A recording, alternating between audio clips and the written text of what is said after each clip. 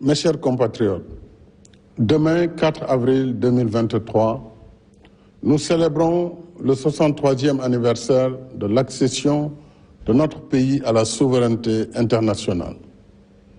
J'adresse à chacune et chacun de vous mes chaleureuses félicitations. Par une heureuse coïncidence, notre fête nationale, symbole de ce qui nous rassemble au-delà de nos différences, se tient cette année sous le signe de la communion religieuse en ces temps bénis de jeûne et de carême. Voilà ce qui nous rappelle l'héritage des anciens, hommes de foi et de courage, qui ont bravé l'hostilité coloniale et sa prétendue mission civilisatrice et se sont donnés corps et âme pour former, éduquer et guider afin que nous soyons ce que nous sommes aujourd'hui.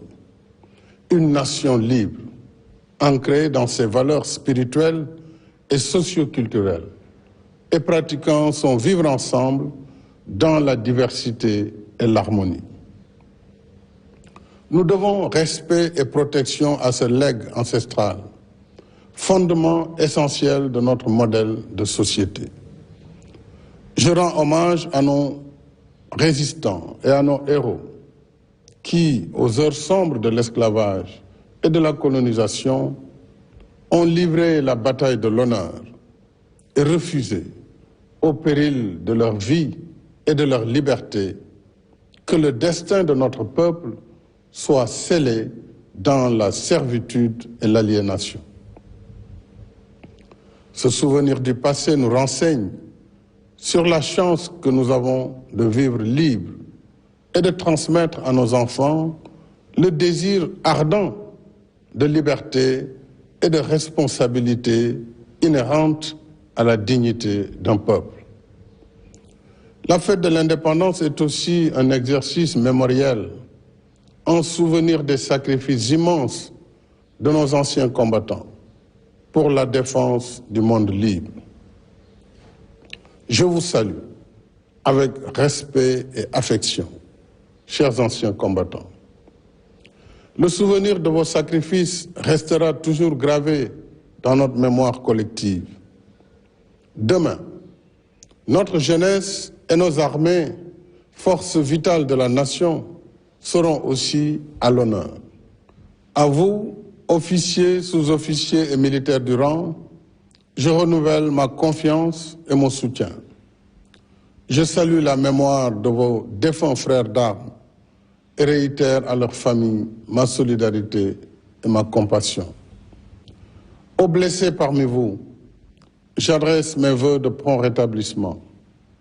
Au nom de la nation, je vous redis notre satisfaction et notre fierté.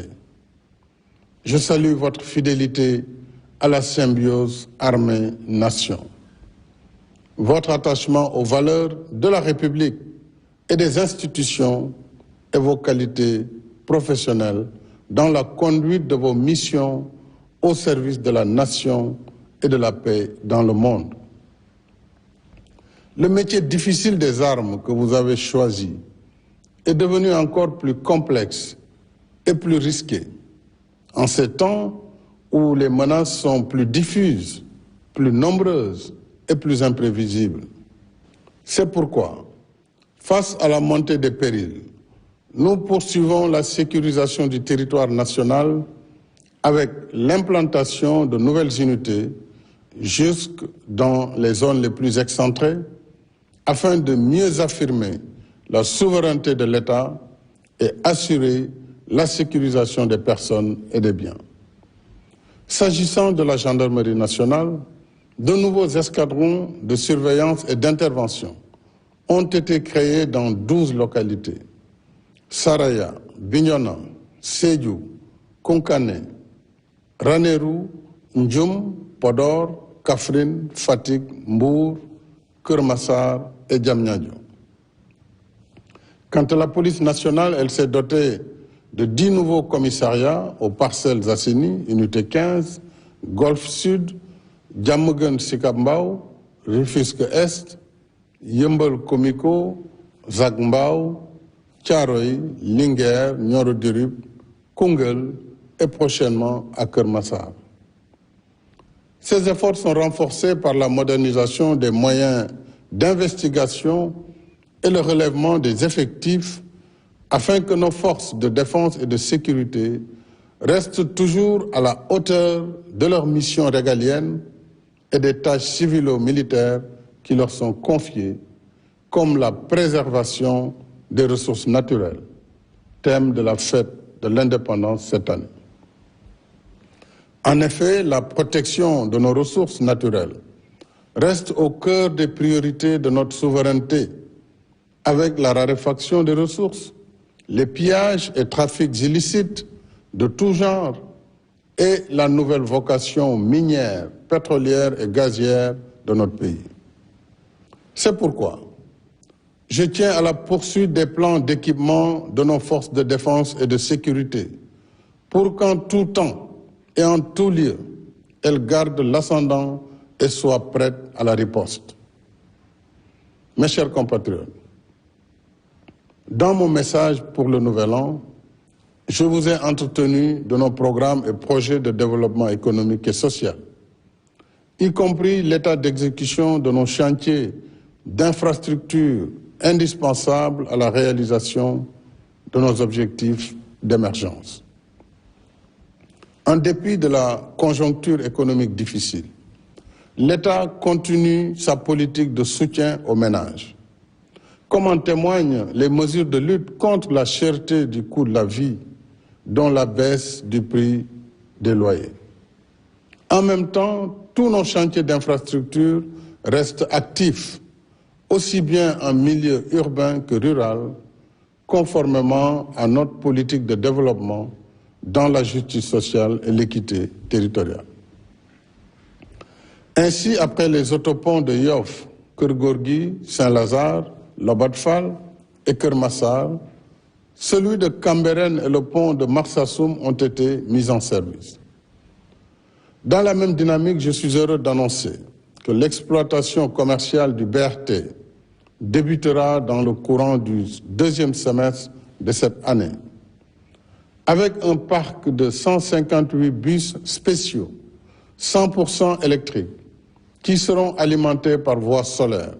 C'est une première mondiale. Les premiers bus seront livrés en mai. Le BRT permettra de transporter plus de 300 000 passagers par jour, sans pollution, avec Internet à bord et dans les meilleures conditions de confort et de régularité, comme le TER.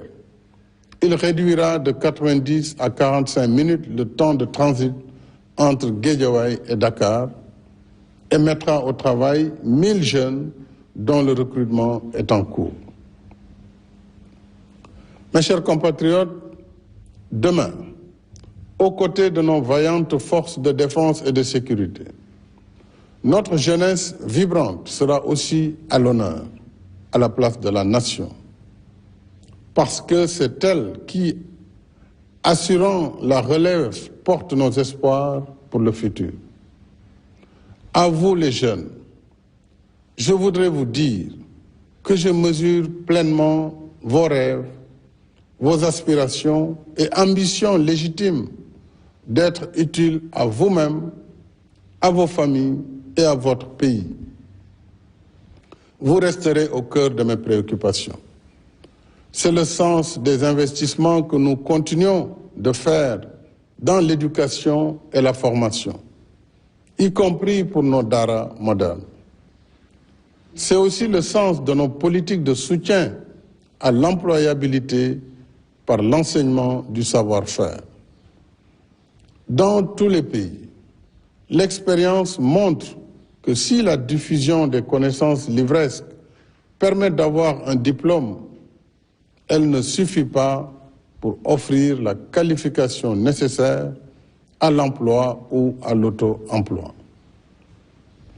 C'est pourquoi nous développons davantage l'enseignement professionnel pour mieux préparer notre jeunesse à la vie active. Nous voulons qu'à chaque niveau de formation et de diplôme, correspondent à un niveau de qualification qui facilite l'insertion dans le marché de l'emploi. C'est ce que nous faisons avec succès dans nos instituts supérieurs d'enseignement professionnel, ISEP. Et c'est ce que nous comptons faire avec le programme déjà finalisé de 38 centres départementaux de formation professionnelle. En même temps, la DER poursuit ses activités de financement, d'encadrement et de conseil en soutien aux femmes et aux jeunes sur l'étendue du territoire national. Quant au programme Xëyu Ndaw ñi, il a généré à ce jour 63 650 emplois sur les 65 000 prévus, alors que 14 150 jeunes débutants ont bénéficié de la convention État employeur sur l'objectif initial de 20 000.